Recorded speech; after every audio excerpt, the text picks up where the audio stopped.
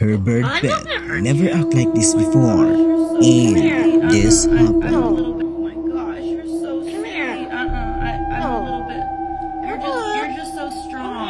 You're so strong. I don't want you to bite me. No, I'm not gonna hurt you. You're so sweet. Oh, baby. This woman claimed that her cocoa bird was possessed with something that could turn this bad attitude around, and she even didn't know who that was talking about. What's the matter? I still think you're gonna bite me.